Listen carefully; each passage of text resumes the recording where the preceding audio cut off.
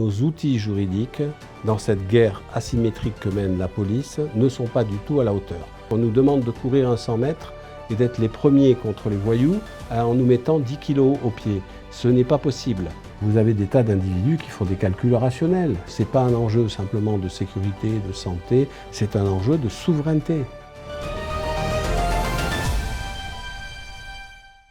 Comment faire baisser la criminalité en France? Une question sans cesse posée ces dernières années, sans que de grandes avancées soient faites. Frédéric Loz est secrétaire général du syndicat des commissaires de la police nationale.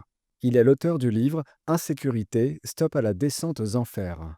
À travers cet ouvrage, M. Loz propose des solutions pour retrouver une France sûre et stable en mettant fin au sentiment d'impunité.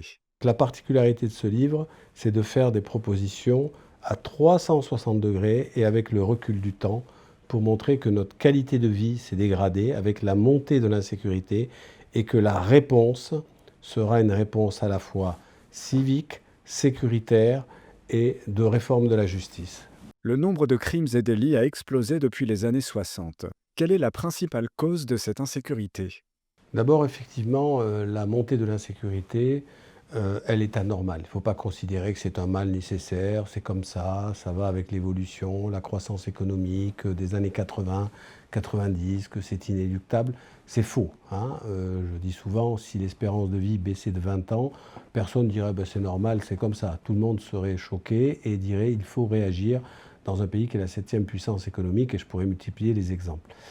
Ce qui s'est passé, c'est qu'effectivement, on a eu une forte poussée, une augmentation dans la délinquance qui a commencé dans les années 60-70 et qui n'a cessé. Maintenant, on est plutôt sur un plateau, mais on est sur un niveau quand même insupportable d'insécurité.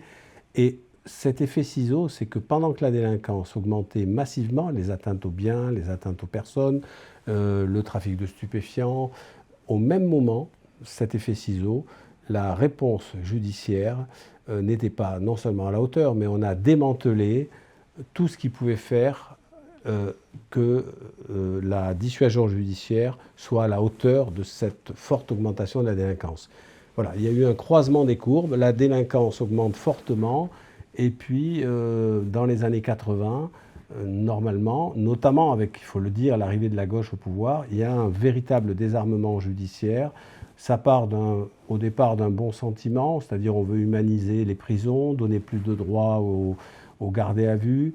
On considère qu'il faut mettre le paquet sur la prévention de la délinquance parce qu'après tout, la montée de l'insécurité s'explique par le fait que les délinquants sont un peu des victimes de leur environnement social.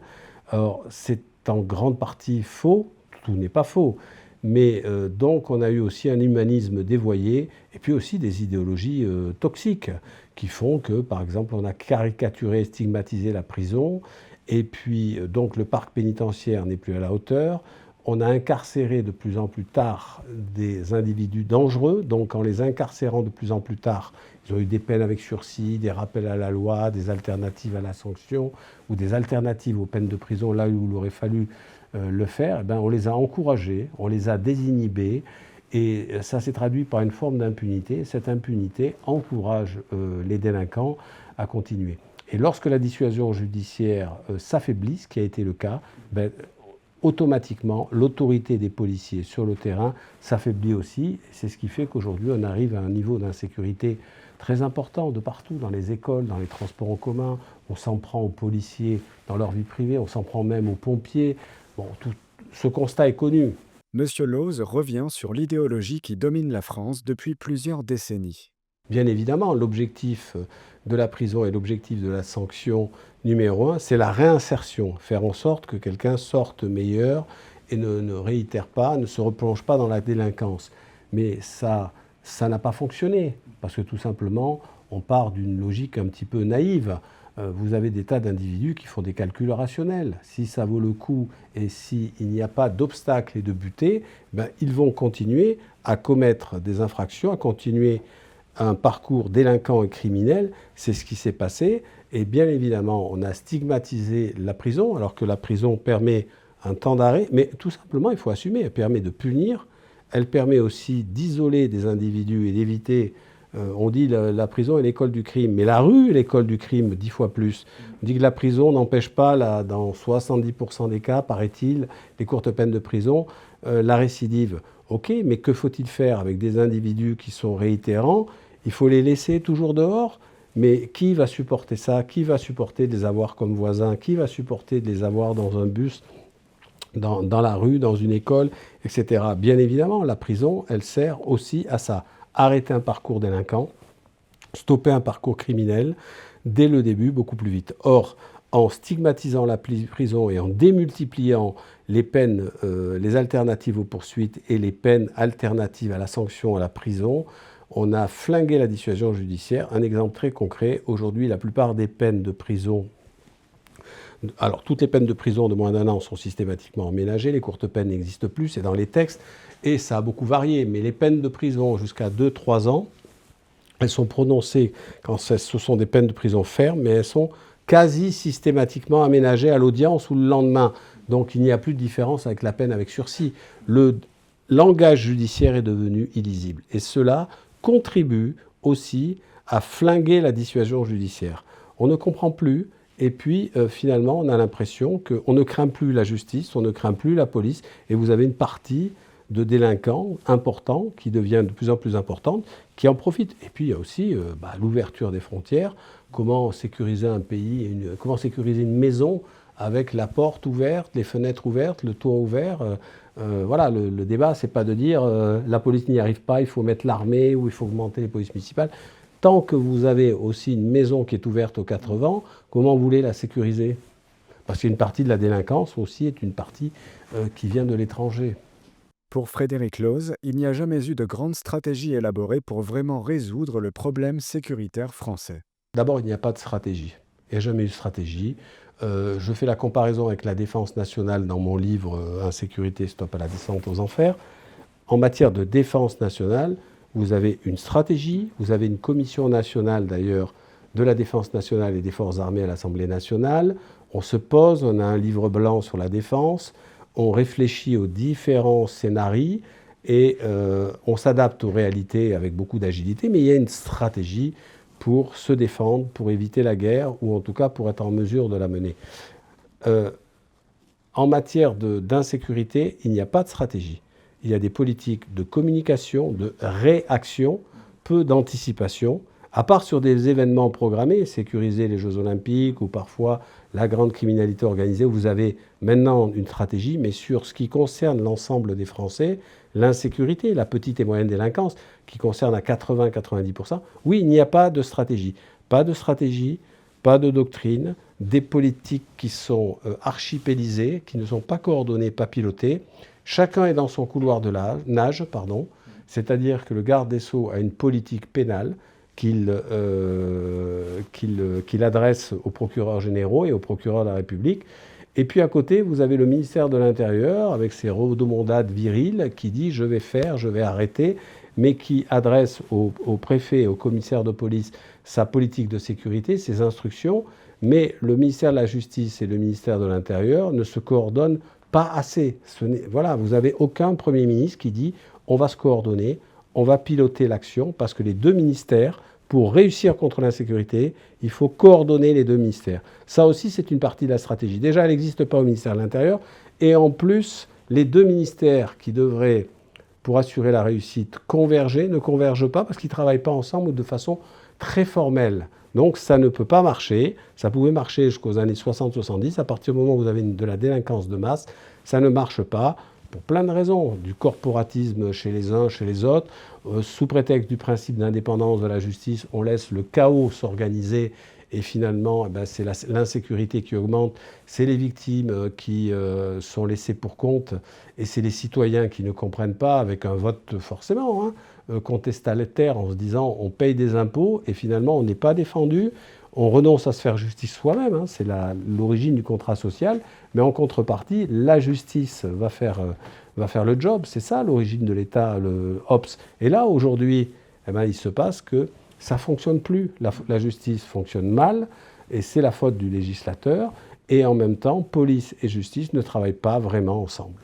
Mehdi Kessassi, le frère du militant anti-narcotrafic Amin Kessassi, a été assassiné le 13 novembre dernier à Marseille. Après cet assassinat, peut-on dire qu'un point de bascule a été atteint? Ça fait longtemps, et là, oui, on est dans le point de bascule. On n'est plus à minuit moins 5, minuit moins 1, on est à minuit 1. Et ça se dégrade considérablement, parce qu'effectivement, quand on commence à tuer pour intimider le frère de quelqu'un qui dénonce le narcotrafic, c'est d'une extrême gravité. Et puis, les organisations criminelles comme la DZ Mafia à Marseille ont des codes, ont un mode de communication qui ressemble à ce qu'on retrouve avec les cartels mexicains, colombiens, etc. Et ceux qui relevaient des séries Netflix qu'on regardait de façon un peu condescendante en disant c'est les pays latino-américains, c'est nous, ça n'arrivera pas, eh bien, c'est en train d'arriver en Belgique, en Hollande, en France. Et il ne faut pas oublier que le narcotrafic aujourd'hui n'a cessé d'augmenter, bon, d'abord parce qu'il y a une demande aussi, il y a des consommateurs, et puis il y a une offre phénoménale, et puis les frontières sont des passoires. Le chiffre d'affaires est estimé à 6-7 milliards. Les narcotrafiquants en France emploieraient de façon continue ou éparse environ 240 000 personnes. Vous imaginez, c'est énorme, 240 000 personnes, c'est les effectifs d'une grande société qui est cotée au CAC 40 ou ceux de la SNCF, et avec une capacité corruptrice qui est en train d'être en pleine croissance. Et c'est ça qui est un point de bascule, et c'est très inquiétant. Et nos outils juridiques, dans cette guerre asymétrique que mène la police, ne sont pas du tout à la hauteur.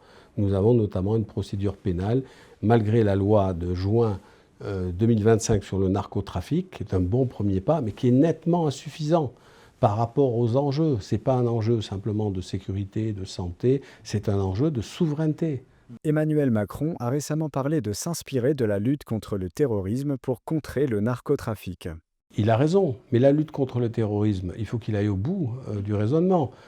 Il a fallu qu'on ait 450 morts sur quelques années, dont on en vient de célébrer le 15 novembre le Bataclan, les attentats, Charlie Hebdo, les terrasses, etc., pour qu'on prenne et qu'on mette en place des lois qu'on ne voulait pas voter avant, où on vous traitait de liberticide, et qu'on mette en place une véritable stratégie pour lutter contre le terrorisme. Alors n'attendons pas en matière de narcotrafic, on est toujours effectivement dans la réaction, les urgences, les rustines, ou que toujours plus de moyens. Bien sûr qu'il faut des moyens, mais s'ils ne sont pas pilotés, ça ne suffira pas. Après, il y a un problème qui n'est pas que quantitatif de moyens, c'est un problème aussi qualitatif. La procédure pénale est trop compliquée.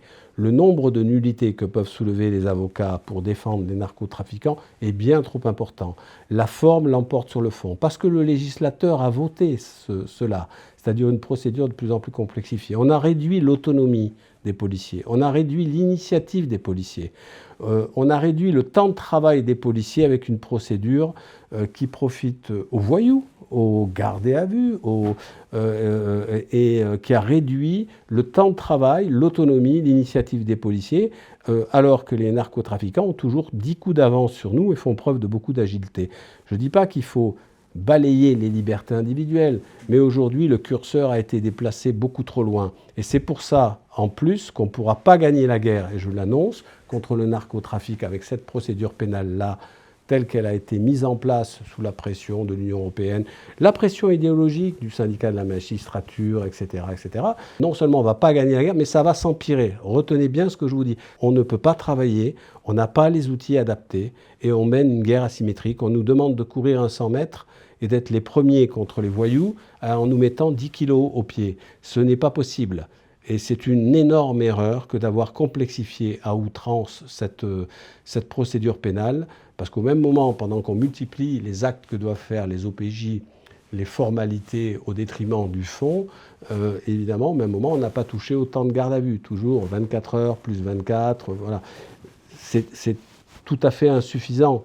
On ne peut pas travailler, il faut simplifier la procédure pénale. Il faut un choc de simplification de la procédure pénale. Vous avez près de 3 millions de procédures en stock dans les commissariats.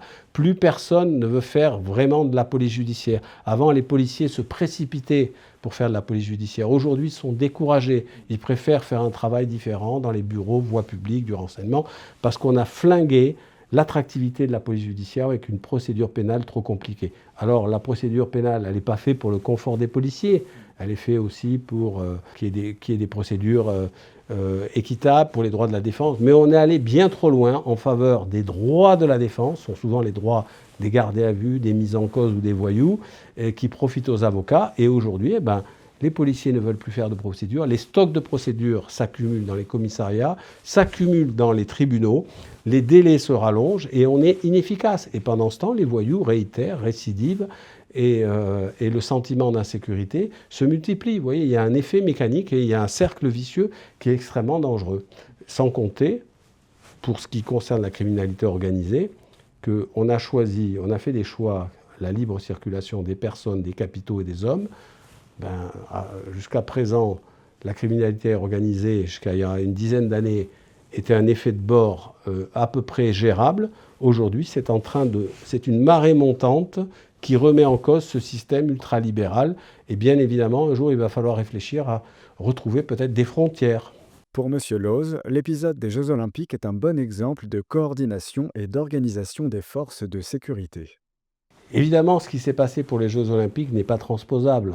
On a basculé 40 à 50 000 policiers qui sont venus. Et évidemment qu'on ne peut pas le faire 365 jours par an.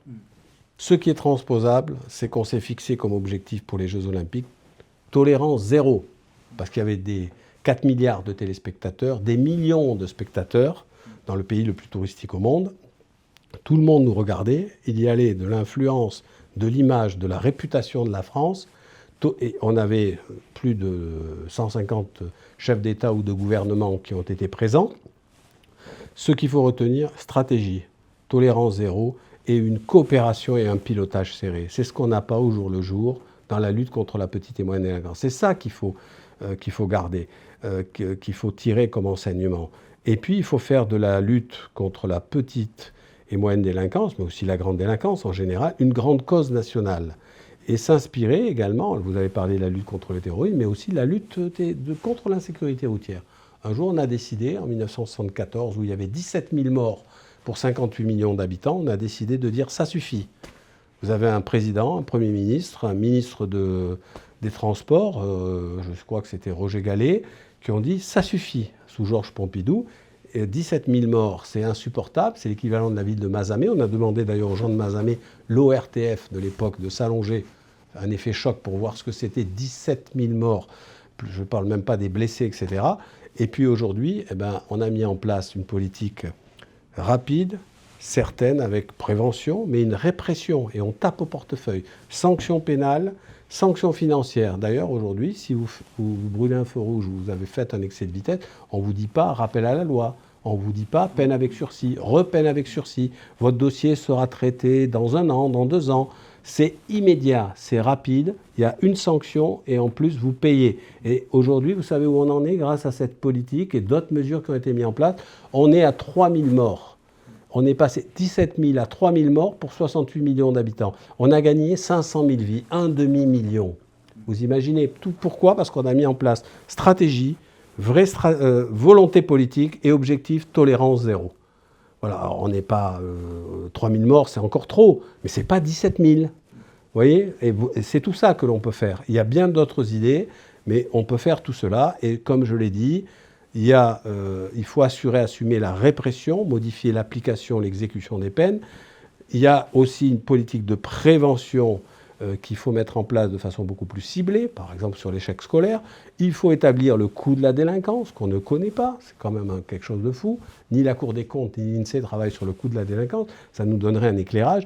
Et pour ma part, parce que je vous ai dit, il faut travailler sur plusieurs leviers, il faut à la fois mettre en place, d'après moi, un service national à vocation militaire et policière, non obligatoire, mais très fortement incitatif, pour que les jeunes aient envie de s'engager, apprennent le respect de la loi, et parce que nous avons des menaces géopolitiques, on le voit en Europe aux frontières, et puis en interne, en termes de cohésion sociale et nationale, c'est indispensable. C'est pour ça que je propose un service national universel, hommes-femmes, non obligatoire mais fortement incitatif, avec gratuité des formations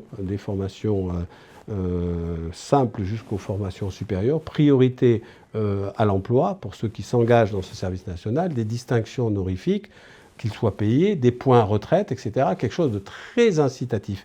Et on aura une base de jeunes qui vont apprendre, comme du temps du service militaire, qu'ils soient riches, pauvres, qui viennent de toutes les régions de France, qu'ils soient ultramarins, soit immigrés, que ce soit musulmans, français, juifs, athées, catholiques, à vivre ensemble et puis apprendre à défendre la nation. Et ce service national adossé aussi, il faut remettre en place un discours patriotique, un patriotisme, un narratif patriotique intégrateur. C'est indispensable. On n'est pas que des consommateurs. Hein, et ça, c'est indispensable. Et puis, dans mon livre, je propose bien d'autres mesures qui concernent aussi bien la délinquance des mineurs, la lutte contre les violences urbaines, mais aussi l'investigation, la création de places de prison, la comparution immédiate pour les mineurs délinquants.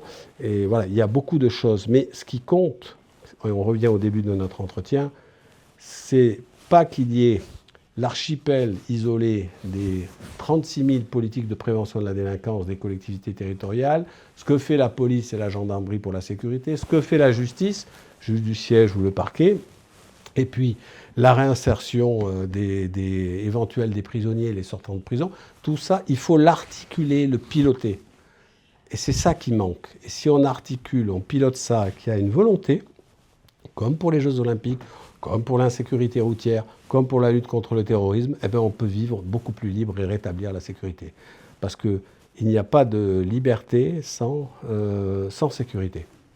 Le livre Insécurité, Stop à la descente aux enfers aux éditions Fayard a été coécrit avec le journaliste, grand reporter et spécialiste de la criminalité Frédéric Ploquin.